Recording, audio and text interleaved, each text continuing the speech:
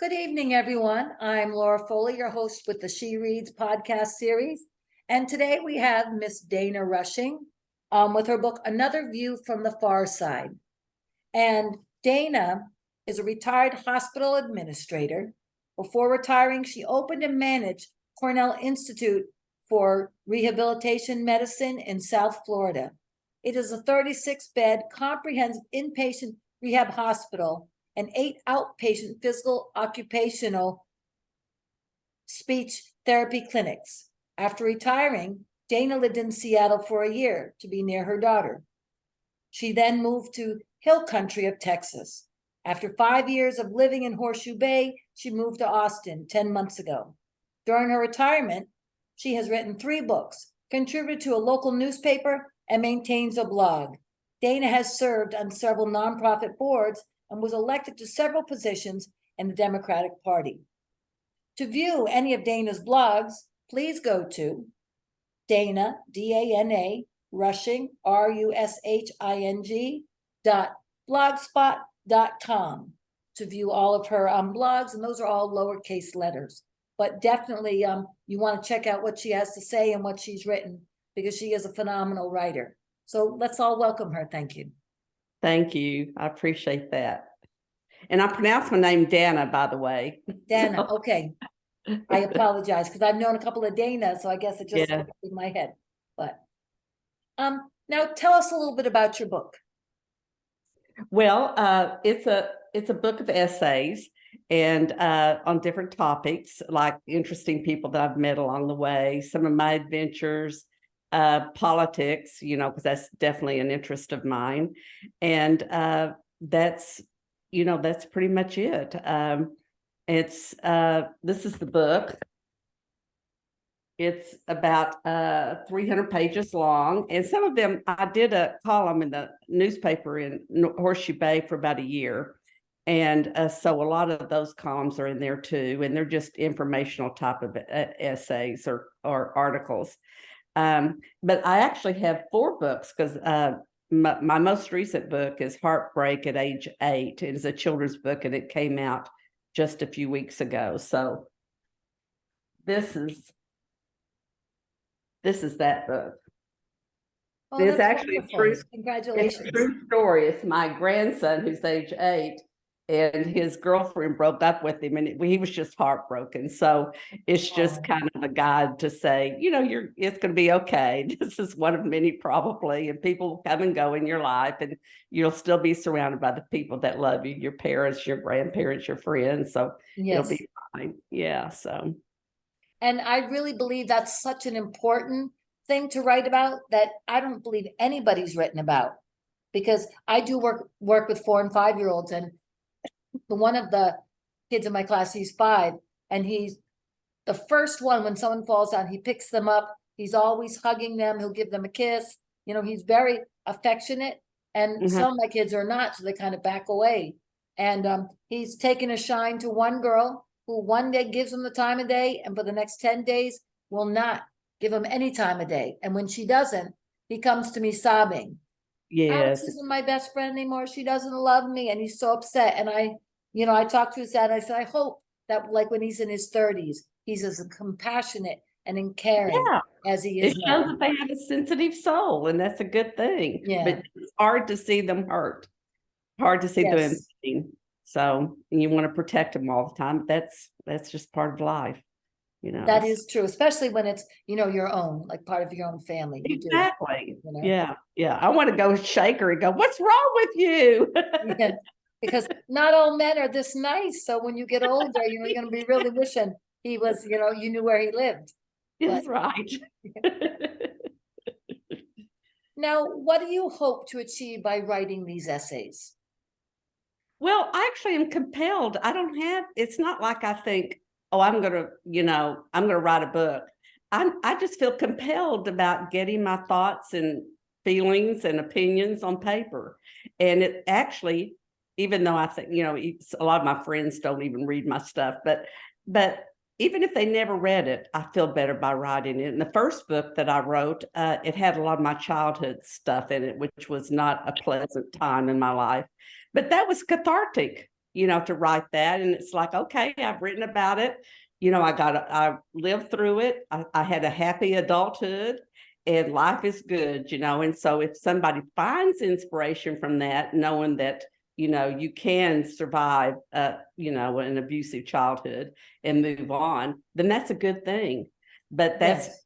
wasn't my goal to write it. I just had to get it out. And so things will start kind of germinating in my mind, and I think I've got to get this down on paper, or I'll meet somebody that's really interesting and I've got to write about them. I just do it. Did you have any struggles when you started writing the essays, or does it all pretty much flow naturally for you? Well, yes and no. I mean, I go back, I write it, and then I go back and I revise it, and even after I've written it, I have all of my essays in my blog, and even the ones that have already been published, I'll go back and revise it and tweak it. It just drives me crazy. I guess I have a little bit of OCD. I don't know, but mostly I try to let it go, after a few times of revising it. But again, it's something that's on my mind, and I have to get it on paper. And actually, it flows pretty well. The first draft, flows pretty well and pretty quickly. When did you know that you had this gift for writing? When I was in high school, and I wrote actually I was the editor of the yearbook, but I also wrote a weekly column about school activities. But I had teachers that really encouraged me. And when it got to writing poetry, or we were encouraged to write poetry, that's when I first started actually talking about how I felt in a symbolic way. And oh my gosh, it made me feel so much better. And my teachers thought that I really did have a gift for writing. And I actually I majored in journalism and had a scholarship the first couple of years of college. But then I got a summer job working in a psychiatric hospital. And oh my gosh, that was so much more interesting that I changed my majors and eventually got a master's in counseling and psychology. And actually also had an undergraduate degree in rehabilitation science. And that's what led me to run rehab hospitals. And what about that did you find that like kind of allured you or drew you to that? To writing? Well, no, to working in that type of setting, to switch your major. Like you said, once you started working for them, like you knew this is what you wanted to do. What about it was, really drew you in? The patients were very interesting, and they just wanted to be heard. And so I thought that I did a pretty good job of listening to them, and I knew that they got better because of that, because somebody cared and wanted to listen to them. So it just became almost like a calling, so to speak. And then I started reading, about psychology, and I just found it fascinating, the whole subject of that, and I haven't kept up with it a lot, but but it was really interesting when I was going to school, for sure. At several points in your book, you say, as I age, stubbornness and impatience are frequent companions. What are some of the things you now find as you age that you have a really low tolerance for? People. Most people, annoying as all get out, but the few that I have that I enjoy being around, I really, really do enjoy. But yeah, I don't have patience. And that is really something I wish I could work on, but I doubt that I'm going to change. But anyway, just being honest, Because I know I have a friend who is around my age, but she had she has multiple sclerosis and she's unable to take care of herself. So she's in the nursing home. And she says it's amazing that the things that people talk about on a day-to-day basis are the only things, are their illnesses. So That's right. You find that when you're around people that they start to do that, and you find yourself kind of saying, oh God, I got to where is the nearest bathroom, or where is the nearest exit door? Absolutely. In fact, I've written about that in my, because I moved 10 months ago, I moved into 62 and up apartment. Now it's not independent living or assisted living or anything like that. It's just simply you have to be at least 62 to move in here. So I started going to a coffee group and that sort of thing. And yes, the subject was other residents, their health, their illnesses, and complaining about management. And I thought I was going to lose my mind, just, and so eventually it's so when I'm around them now and I go, look, if you don't like it here, move, just, and please don't tell me about your health issues, because I want to be surprised, when it happens to me. But I've decided that's going to be my next book. It's the geezer book, because I'm now an expert in being a geezer. So that's, and I already have a bunch of stories about it. So I think there are a lot of funny things too, but I'm one of them. I can do that. Yes, I love reading them too, and I do laugh at them. So I think that's going to make another phenomenal book. Now, do you find when you're with these people and they're talking about their ailments and the different things that you maybe have a little bit of flashbacks from when you were working on the HOA or part of the HOA board? And it was like, people would just hone in about one small little thing, go on and on and on. Well, when I was on the POA board, it wasn't your typical POA. We had a bill, it's in a resort community, and we had 3,200 members. And so it wasn't one of those, and the resort organization actually ran everything in the whole town. And we also had a city. So it was very confusing. POA that was over all those residents, and you had the resort that really, pulled the strings. And then you had a city, an incorporated city. So really, we didn't have people come to our meetings and complain about dog poop in the front yard. Thank God. It was mostly how we managed our building and that sort of thing. So, and we had some responsibilities like signs and that sort of thing. We would put on activities for the, members. But no, that was Horseshoe Bay is very different from this building where I'm living now. Yeah. And the people were very different. They were bad in a different way. So, very elite, very wealthy, and I just very Republican, and I don't fit any of those categories. So, nor do I. I can honestly say that. Nor do I. I don't know where I fit, but I haven't found it yet. I'm sure you'll get there though. But definitely, your stories, your essays that you wrote were wonderful, and they did talk a little bit about the, Republican side or your political views, and what you thought about our former president who's now trying to weasel his way in again. And and it is true, it must be really heartbreaking when you grow up like in the state of Texas, and everything seems kind of to go along with your vibe and the way that you think, and then you go away for a little bit and you come back and suddenly everything's upside down, and what you thought you knew, is not, and what was left is right, and what's right is left, and everything's kind of, people really. That is heartbreaking. Yeah. And Ann Richards was actually a mentor of mine. So to see the way the state has become now, the banning of the books, prejudice toward people of color, prejudice of people that are gay, and it's ridiculous. Fortunately, now I am in Austin, which is was just very liberal. There's an old saying, keep Austin weird. I do fit that, but there are a lot of like minds here. So that's the environment. I just need to make the connections. The environment's really nice. So it's like an island in the middle of a raging sea. So. Well, I could be in Florida, which is where I was before I moved to Seattle. And Florida wasn't always that way either. It's horrible what's going on there. It really is. I heard there's an organization that I get things from every now and then called Move On. And they were talking about how if everyone made just like a $5 donation, they're going to buy tons of banned books. And every time DeSantis is out there at one of his rallies, they're going to start selling those books or giving those books out for free to people.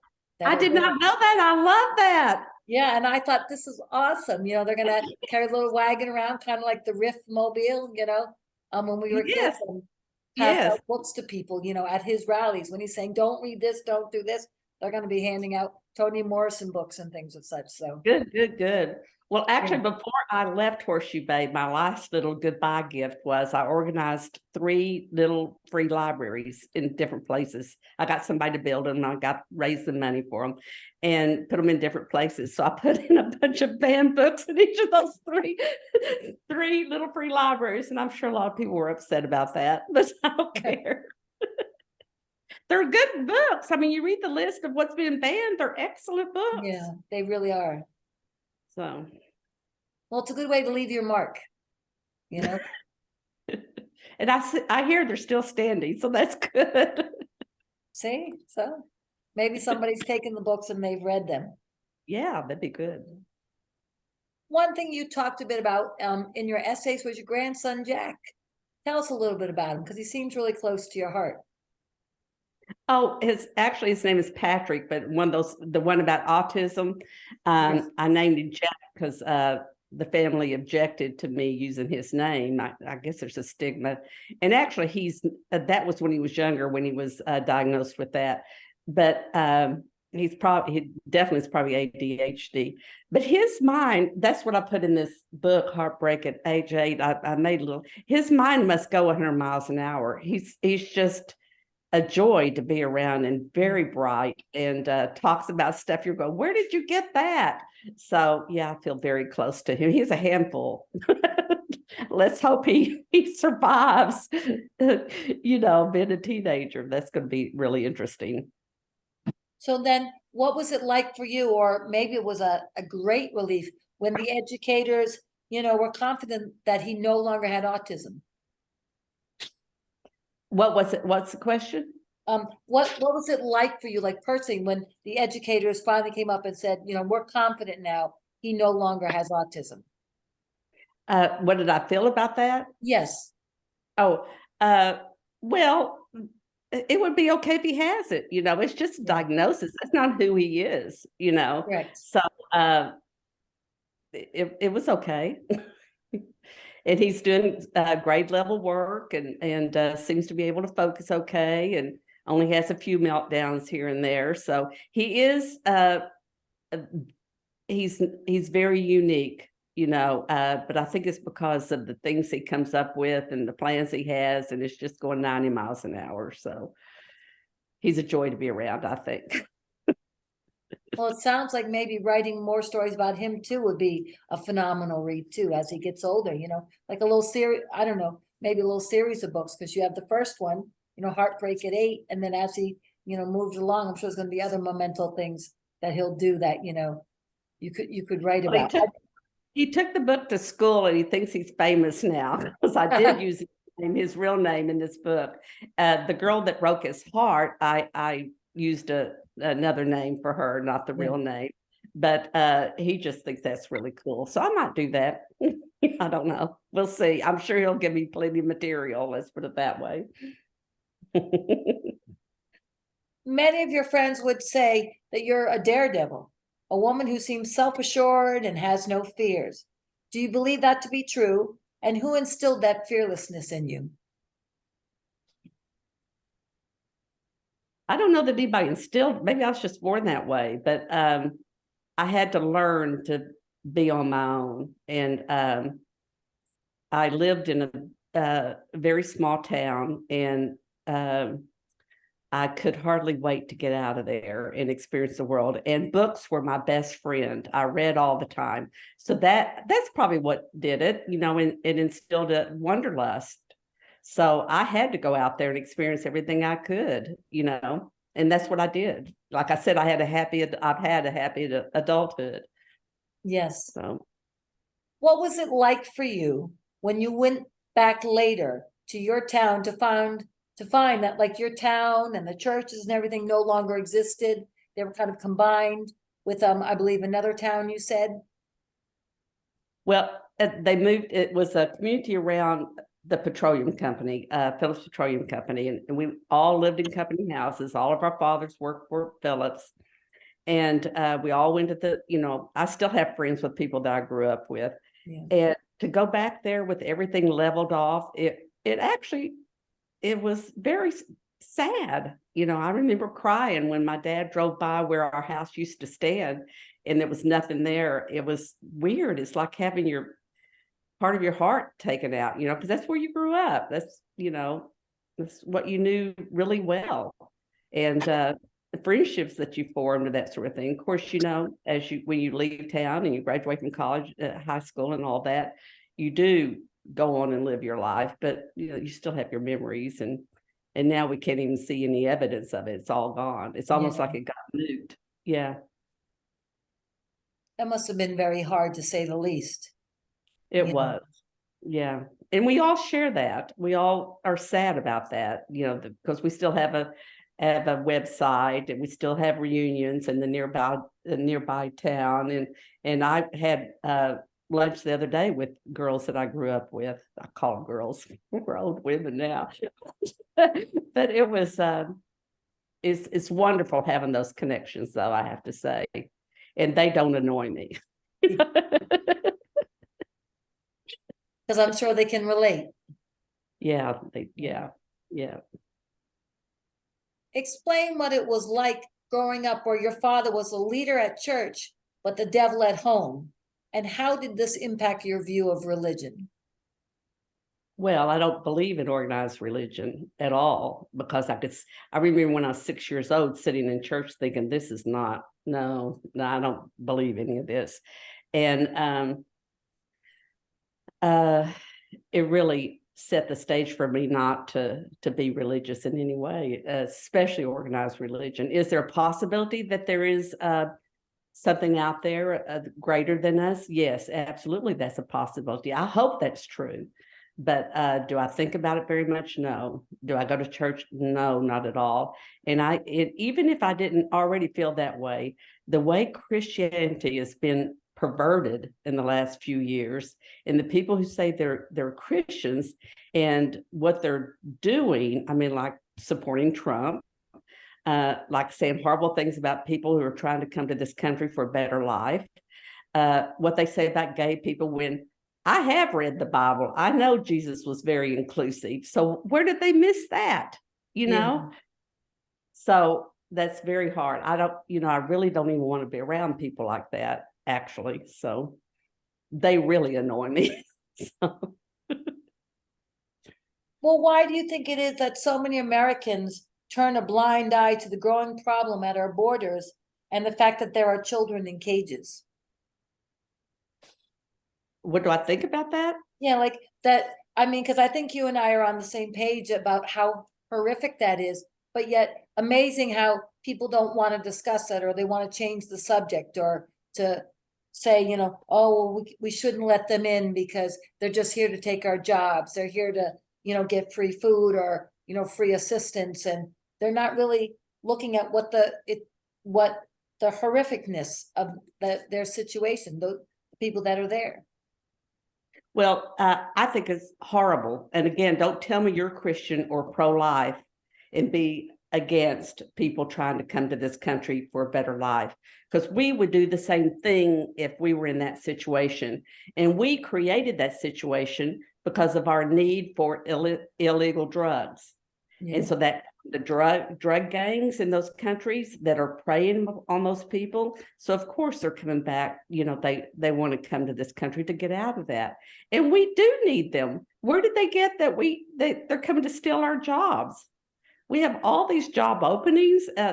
We should have a path to citizenship that's a lot easier than what it is now. That's ridiculous, because we have a need for that.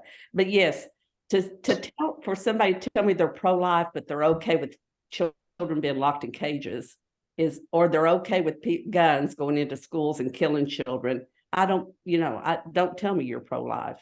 That it's not true. You're not. Correct. What was it like when you went to visit Matamoros? It was heartbreaking. The last time I was down there a few months ago, and things have gotten so bad that even my friends that live near the border, they said, you don't want to go across the border. But when I was there before then, in January 2020, that's when they had all the tents on the other side. People were living in tents on the other side. It was horrific. and they were just waiting to try to come in to, they were seeking asylum, and they made them wait and wait and wait in tents. But the good news is, because I worked with this group of women called Angry Tias and Abuelas, and they would, provide food for them. They would, every day there were groups of people that take food over to them. They would provide the tents. They had medical doctors down there volunteering, and to know that there are people that care and that were doing so much, everything they could for them, it was very heartwarming. But the conditions they were in were still, how would you like to live in a tent for 10 months or a year or whatever? It's not good. And it was also something I didn't realize. And I admit, I don't listen to the news religiously on a daily basis, because they'll have one good story, but that's at midnight. So you get onto the news at 9:30 and you're made to hear all these horrendous things that are going on, which, yes, they should talk about, but there are other things too that are going on that they completely ignore. And then that one feel-good story, they want you to wait till midnight. And I'm going to go to bed being sad and thinking about all the things I saw in the news. So I try not to, watch too much of that. So I didn't realize that there was a group of physicians and nurses that wanted to go over there and administer the flu vaccine, and they were told no, that they couldn't do that. Yeah.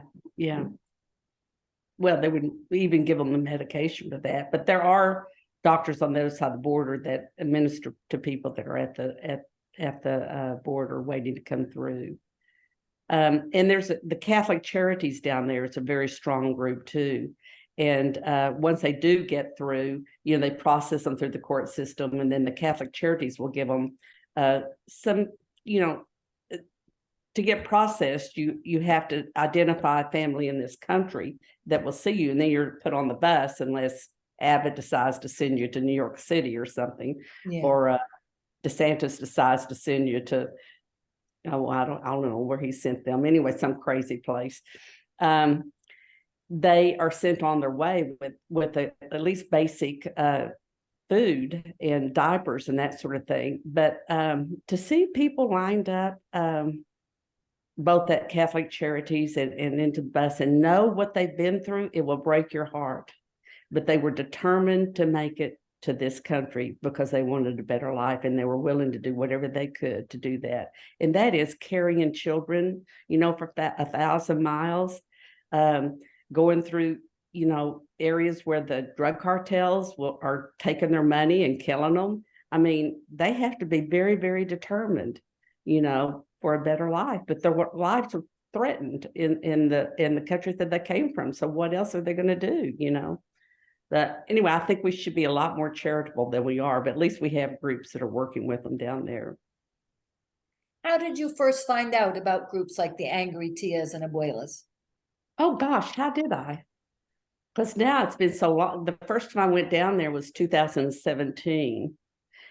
I don't remember how I did it, but I raised money here in this country. I must have found out, well, I think they were, I know, there was a group out of New York that was forming, and I forgot what they were called, but they were forming a caravan to go down to the border and protest about what was going on. And then through that, I found out about Angry Tias and Abuelas. And so I raised the money for that group, but that's what got me down there in the first place.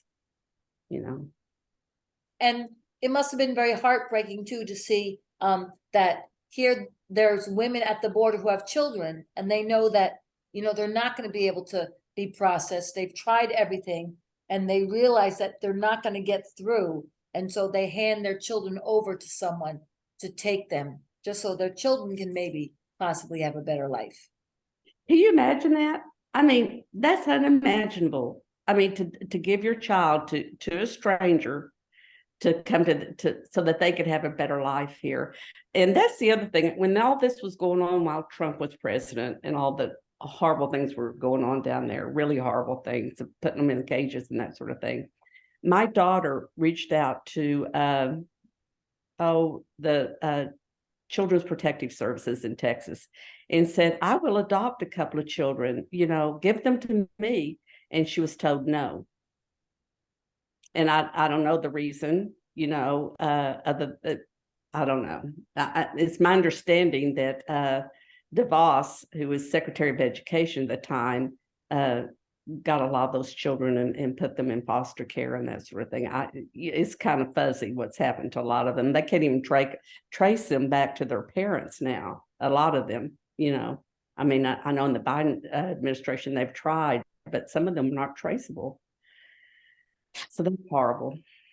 And yeah, it really is sad. And to think that they would have nowhere to go now, and they're stuck in that foster care system, and they have no information. Some of them might be so young that maybe they have very vague recollections of their parents. Exactly. Yeah. And so it'd be very hard for them, growing up, because they don't even have something from their parents to hold on to, or even a memory or a image or a photo. And That's then right. be passed around, and not understand why. It's terrible. I know you've had several pets in your life, and you told us some wonderful stories about Patty. And what was your fondest memory of Patty? I still have Patty. Yeah, he was just sitting on the couch. Yeah. Yeah. Well, I think Patty is so docile. He's a mini golden doodle, and his personality is just very, very sweet. And so when I was in Florida, he was only like a year or two old. I trained him to be a hospice therapy dog. So we would have a hospice patient, one or two patients that we would go see a week.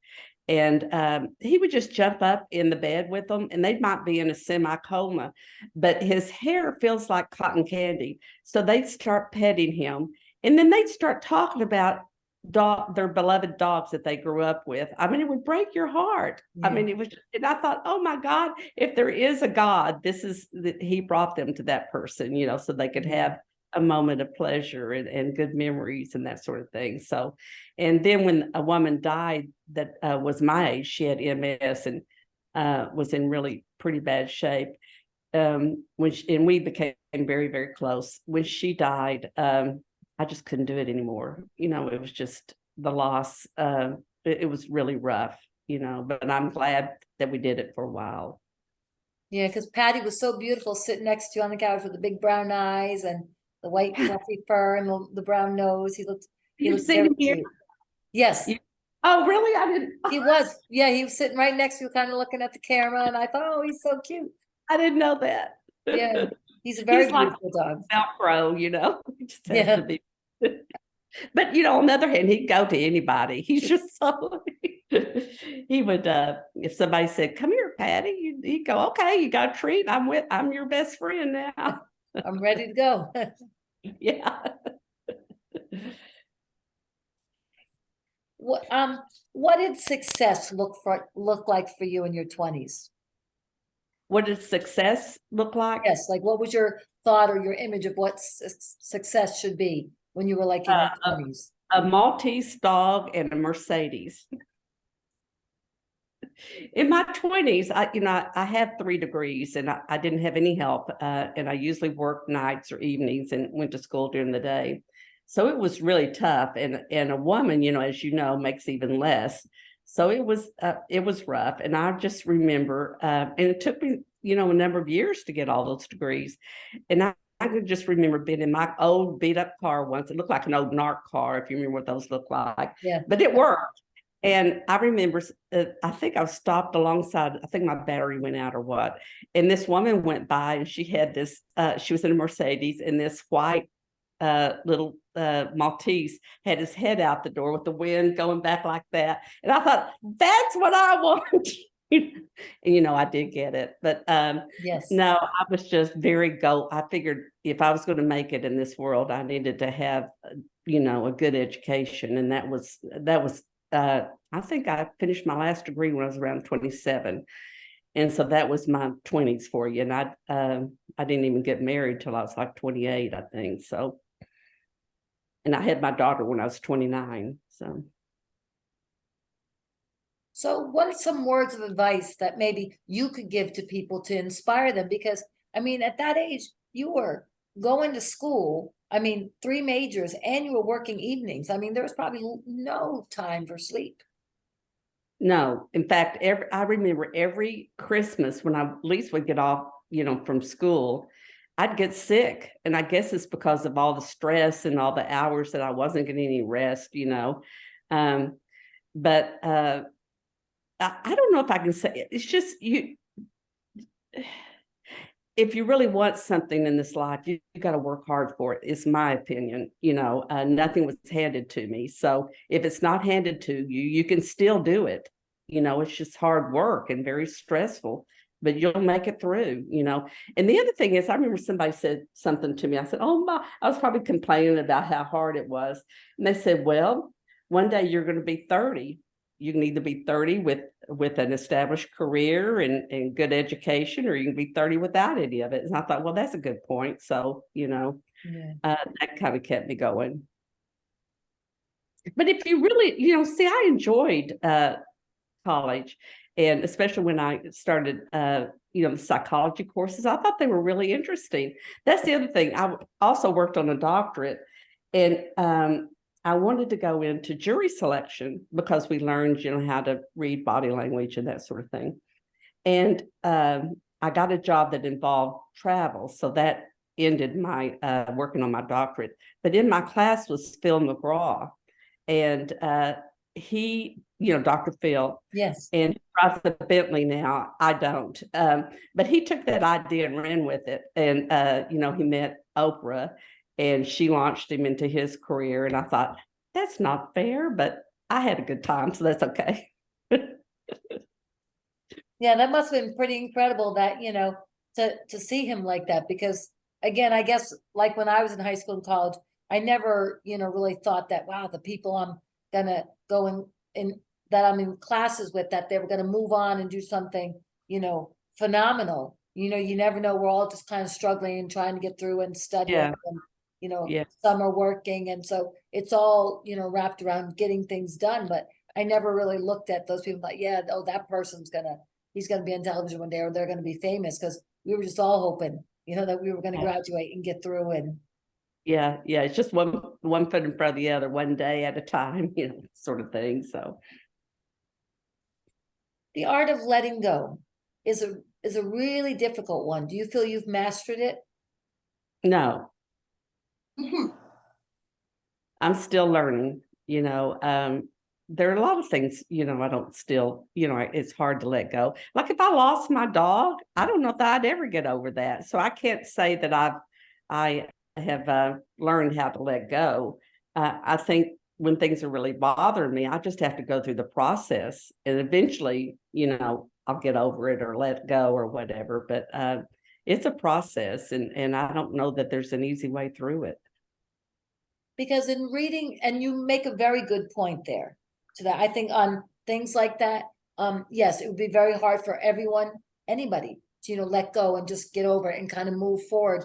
But I was very impressed in your book how you said, that as you move, you didn't feel the need to take everything with you, and that you did leave some things behind, and you were able to let go of things and kind of move on to somewhere else. And I really wish that I could do that, because, my stepmom sometimes offers me things like, when I go, what here in this house would you like? You come visit the most. So what would you and your daughter like have the things in my house? And I'm like, well, and then the things I pick, my daughter's like, no, Mom, because you have like 10 of those. And now you're going to say you want 5 of hers. And we have like no space. But, I find it hard on my end. Like when I move, I take everything with me. And then, I have to box it all up and part it upstairs or in the door or whatever. And, and so it's very hard for me to kind of let go of things.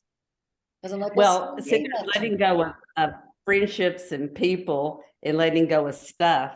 Now, letting go of stuff, I'm excellent at that, because it's all just stuff. And so when I moved from my 3-bedroom, 3-bathroom house in Horseshoe Bay to this 1-bedroom apartment, I had to let go of a lot of stuff, and I feel free now. I don't have a bunch of stuff anymore. I either gave it away or threw it away. Very little did I bring with me, and it's a freeing feeling, but it's just stuff, and we're not going to die with it anyway. So what the heck? Yes, no. And I understand that too, But I guess, like, I admit, like when my daughter was born or like right before she was born and we had a baby shower, like I kept all of her baby shower cards. And then any birthday Oh. card she got, any Christmas card, anything she got from then until now, I've kept.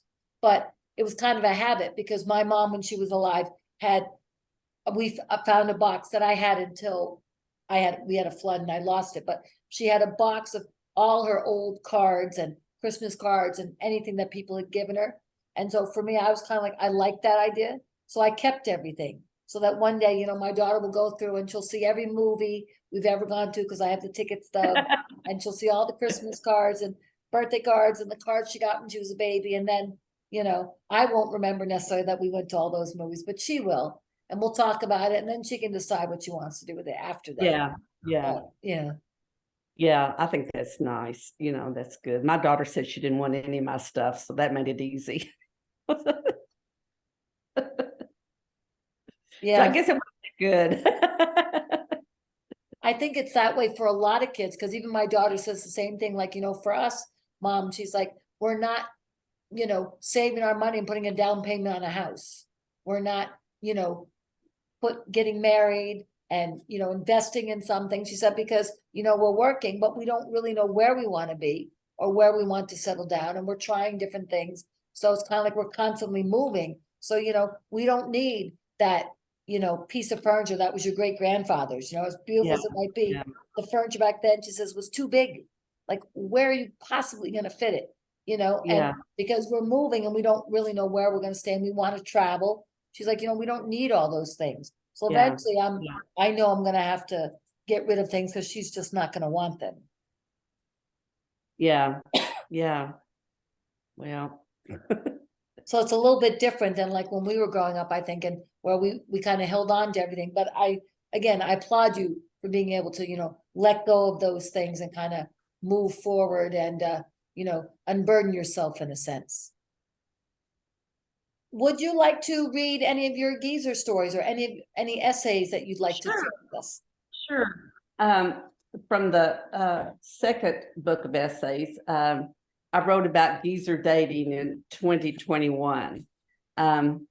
Here it goes. I've been divorced for many years and don't want to marry again, although I have periodically met potential partners through online dating sites for the past 10 years. Several of the great guys I met through the years proved to be excellent companions for a while. My experiences could fill a book, but I doubt anyone would be interested in reading about old folks dating.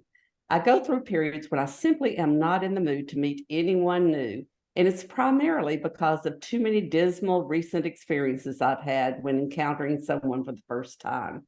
Lately, the men in my shrinking pool of potential partners have aged considerably and had various health or personality issues, or they were my political opposite, which immediately eliminates them, you can imagine. There seems to always be a deal breaker in these meetups, even though I desperately try to weed out the ones I know would not be a good match before I embark on the inevitable meet and greet process. I'm fully aware that the common denominator in not finding or hanging on to relationships for very long is me. However, hope springs eternal, and maybe someday, if I could wave a wand to assist men on these online dating sites, and thus me, it would be the following suggestions to help them find their special partner. 1, don't post pictures of yourself more than 2 years old, even if you think you haven't changed. We've all aged, and we're not objective regarding ourselves. If you have a pretty mirror, please get a patent and mass produce it. You'll be a billionaire in short order. 2, don't post pictures of yourself with dead fish or dead deer. You might be proud of what you killed or caught, but the rest of us don't find that attractive. 3, don't post selfies while sitting in a recliner or bed with your shirt off. It's hideous. It's hideous when you're shooting a picture from your lap. Those second and third chins, along with nose and chest hairs, are disgusting. Number 4, if you're seriously interested in finding someone compatible, posting pictures of yourself with your ex-wife or ex-girlfriend is not a good idea. Talking about an ex when you first meet someone new is even worse. When you're ready to put the past behind and live in the present with the hope of a future with someone new, that's when it's time to join a dating site. Number 5, if you've let your beard and hair grow for the past several years, cut it off or at least trim it nicely. All we can think about when we see those god-awful beards is food getting stuck in the massive hair hanging from your face. I'm not nice, am I? Number 6, if you have a life-limiting condition, it's only fair that you disclose it in your profile. Number 7, if your partner recently died, you probably need to wait at least a year before trying to meet someone. Joining a dating site shortly after losing someone is like falling out of a nest and desperately trying to find a new nest on the way down. It's simply not fair to a potential partner, as it's more about your needs than who she is. Likewise, spending 30 to 40 minutes talking about her when you meet someone for the first time will likely result in no future. You might want to limit your dating to widows. Number 8, never lie about your age or post pictures of a much slimmer version of yourself. Deceitfulness is a deal breaker. Number 9, when you first meet someone, don't dominate the conversation. There are certain clues that you might be boring, such as they frequently look off in the distance or look at their phones. You've lost them when they look at their watch and suddenly remember they must be someplace else. If you catch yourself talking too much, don't suddenly say to the woman, "So, tell me about yourself." She'll know that you're only interested in yourself because you didn't ask something specific about her. Hint, memorize her profile and ask about her interests, job, volunteer activities, or children. 10, don't talk about sex or your ability to still have sex at your age when you first meet somebody new. Tinder might be more suited for your needs, just saying. I hope the above 10 points will be helpful to those of a certain age who are in the dating world. Most of the suggestions apply to both genders, as I have heard numerous complaints about women on dating sites posting pictures from many pounds and years ago. It's never a good idea to deceive people you've yet to meet.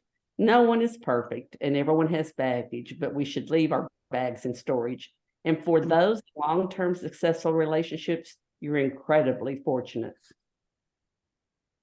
Yes, they definitely are. Do you find on Facebook sometimes, like if you post something that suddenly you get someone that you've never heard of before and they like your post, and then the next thing will say like that and they like that, and then suddenly they say, "Hey, I just love what you write and you're so interesting and I really wish we could be friends on Facebook."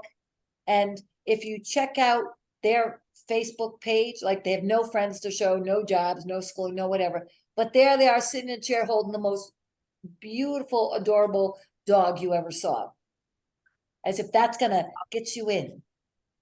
There's scammers everywhere, but on my Facebook page, I limit to who can look at it. In fact, I'm worried a little bit about that because I do post essays from about stories from the geezer apartments that I'm living in now, and so I think it's not public; it's just limited to my friends. But I think if some of these people ever read that, I'm going to be persona non grata around here. However, when I do comment on some of the other pages, like CNN or something like that, MSNBC, New York Times, that sort of thing, I will get somebody will say, "Oh, you're so beautiful. I would really love to be your friend. Would you please friend me?" It's just a scam. They all say the same thing. Yeah, you just ignore it, right? I do. In the beginning, I admit there was a couple that like I read and they said they were just widowed and whatnot. And I felt bad for them. But then when you see that they have nothing to show, I'm like, well, I'm kind of an open book, but not a complete open book, but at least I have friends to show. And at least, Yeah.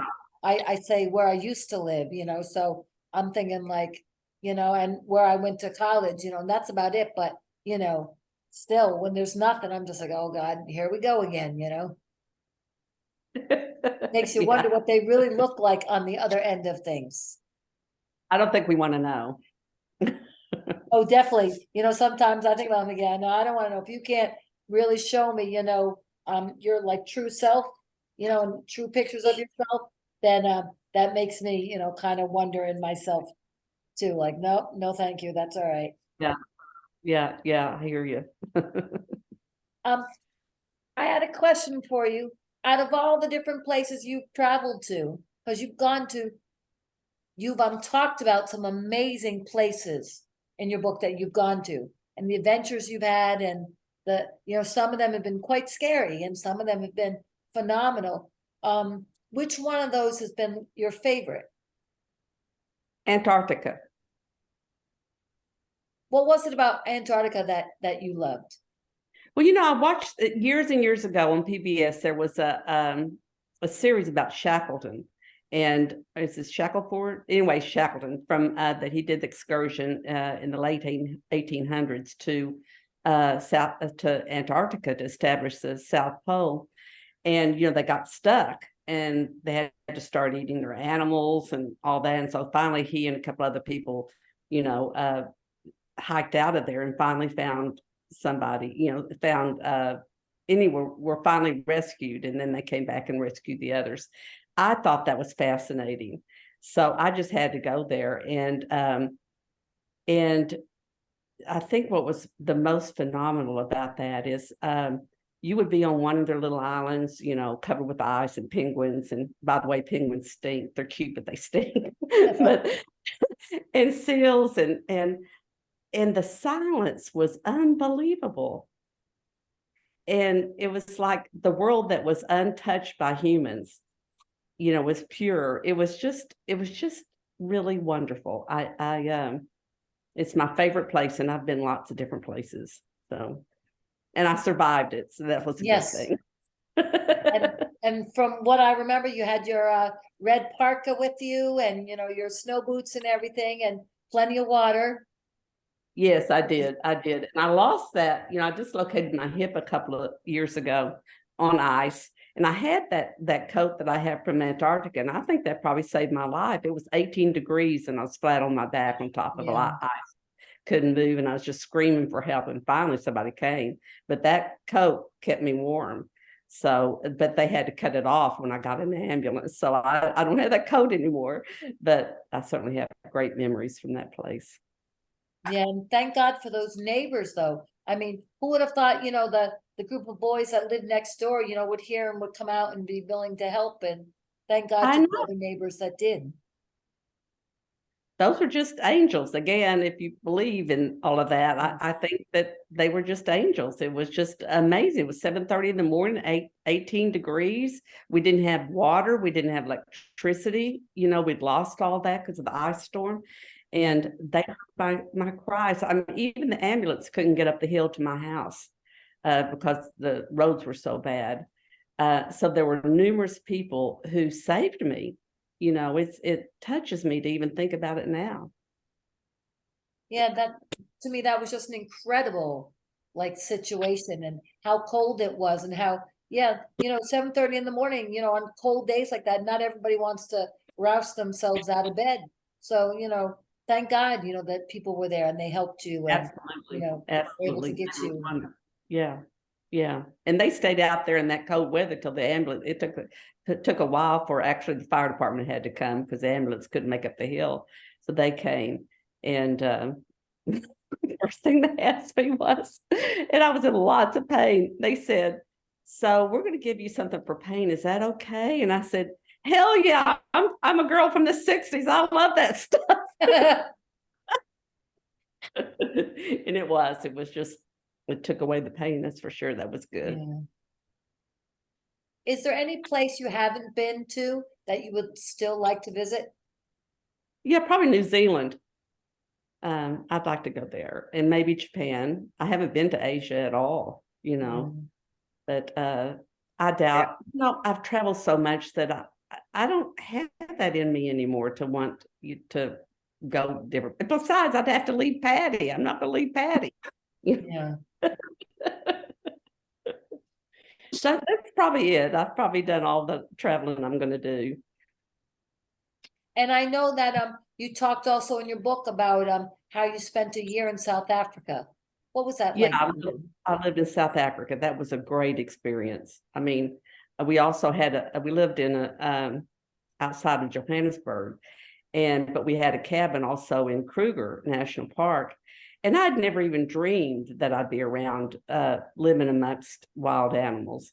And I think the first time I came face to face with a zebra, I just started crying. I thought I never dreamed that I would be out there. You know, and it was just, it was a wonder. I'm glad I did it. It was a great experience. And I think it's something that more people should do, actually, you know, travel beyond. You know what? Since that time, I cannot go to a zoo. I can't see an animal, you know, caged up or anything. I can't do it. You know, after seeing them roaming around, you know, free like that, it's just, I can't do that. And it's where they belong. Yeah, that's right. Who were some authors growing up that you read about that you would say inspire you to write? Oh, I think Kurt Vonnegut was one of my favorites. I love this satire of Tom Robbins and Kurt Vonnegut. They were really great people. I love Cormac McCarthy. Pat Conroy was a favorite of mine. And in fact, I loved all of his books. He's just a great writer. And when, you know, he had cancer toward the end of his life, and my daughter, as a gift to me, got an a copy of one of his books and gave it to me before he died. It's a treasure. I can look at it right now. You know, Beach Music by Pat Conroy. It's wonderful. Patty, that's enough. Anyway, so, and you know, I actually like Larry McMurtry too, good old Texas author. Yes. So it's Cormac. So anyway. So what do you feel now does the future hold for you, Donna? What do you feel the future holds for you now? The future? Yeah. I mean, I'm on my last chapter. But I mean, you've written phenomenal books. I mean, I thoroughly enjoyed reading your book. Well, thank you so much. I appreciate that, because as a writer, you know, we need feedback like that. That's kind of keeps us going. But yeah, my geezer book. I decided the last few days that that's going to be my next book. I already have a lot of essays on that, and I get stories every day living where I live. You know, yeah. So there's lots of material out there. So that'll be my next. I'll continue to write as long as I can. You know. Because I really enjoyed, I mean, I must say your book probably took me 3 days, maybe a little less than that to read. And I just found reading through the stories, I couldn't put it down. I had a great laugh with a lot of them. And, you know, especially politically, I was right there and having a great laugh. Thank you. And I love it. You know, a lot of stories made me cry, you know, especially, you know, talking about, you know, the children in other countries and the things that people go through, and, you know, kind of our, you know, kind of how we distance ourselves from things like that. And all the organizations that you worked for, that you mentioned in the book, that, you know, you helped and you gave when you could. And I just thought that's such a beautiful thing that, you know, so many people don't do. And I was also impressed, you know, that with the Reiki, that you were willing to experience that and do Reiki. I actually am a Reiki practitioner myself. So it was really good to hear that, you know. That's really something. I really enjoyed that. Yeah, that's really something. But I want to tell you something about these. When I would raise money for these different organizations, particularly the people at the border, not one person would turn me down. And I would go, every time I would go down there, I would ask for donations. And you know, people were very generous. They might not have been able to go down there with me to help volunteer, but they were forthcoming. I never had anybody say no. So, you know, it tells you something about people, you know, lots of good people around, lots of annoying people, but there are lots of good people. That is true, but a lot of good people like you. So, you know, we are very thankful, you know, that you were able to join us and to share your stories. And I definitely look forward to reading your geezer stories and hearing more about, you know, what life has in store for you, and, you know, hearing more about Patrick, because he definitely sounds like a ball of energy. But, you know, I definitely am going to check out that book, and I think it'll be good, maybe even to read in my class, you know, because we still, like I said, have that boy who's still, probably, so in love with this girl, and she just, Oh, I don't want to play with you today. And he's so heartbroken. So I think I things like take that my would be great. grandson lunch from time to time at school, and one girl had said some ugly things to him twice, and so I said, "I'm at school. I should write a story about that." And I said, "Okay, where's the little girl that has said ugly things to you?" And he goes, kind of points her over there, and I and she eventually came over and sat by me. I mean, and I looked at her and I said, "I gave her the evil eye, Patrick."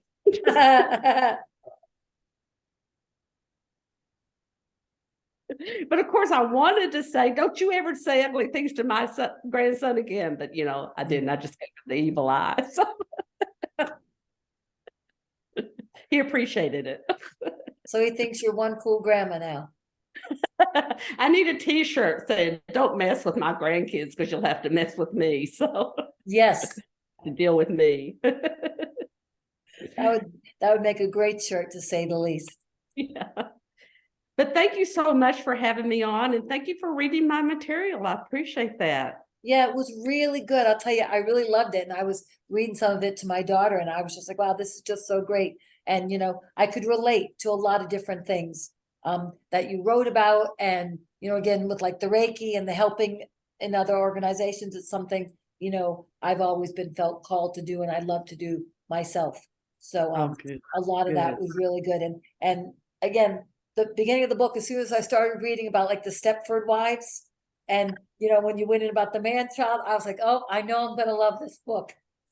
Those are even relatives of mine. They drank the Kool-Aid. Let's put it that way. Yeah, So, no, I have most of my family is Democrat, but I do have one in particular that is Republican and is very big on the but don't you want a gun to defend yourself? And I'm like, no, don't need one of those in my house. Sorry, I don't think people use them for all the right things, so it does cause a little bit of tension. And when we do have a family time together, my brother always tells her there's going to be no talk of politics. So you are not allowed to talk about anything. And then yeah, in turn, we yeah, all get read the same thing. And, my stepmom gets told, it doesn't matter how much wine you have, there's no talk of politics, resist the urge. And sometimes, we have to sit next to my yeah, stepmom and just say, change the subject, because she'll forget and then she'll start to yeah, talk and not realize yeah, that, it doesn't take much to wind my sister up and sister-in-law up and get her going. So we're like, no, no, no, just, but yeah, family's important, but yeah, yeah, yeah. I totally hear you. understand that. Do Yeah. you have, in closing, any words of wisdom you'd like to share with anybody, whether it be on dating or whether it just be on, the success you've had or writing? I'd have to be a wise person to do that, and I don't have any wisdom to share because I'm not wise. I wish, and real, no, no kidding. I don't know that, we're all in this world to just make the best we can, so we're all doing the best we can. And, we just have to keep at it, Yeah, there's an ebb and flow in our lives, and we just have to hang with it. that is very true. Well, thank you so much, Norma, for joining us. And thank you everyone who joined us and listened in. Monica? Go ahead, Monica. Is there anything you'd like, you're more than welcome to add anything you'd like to add.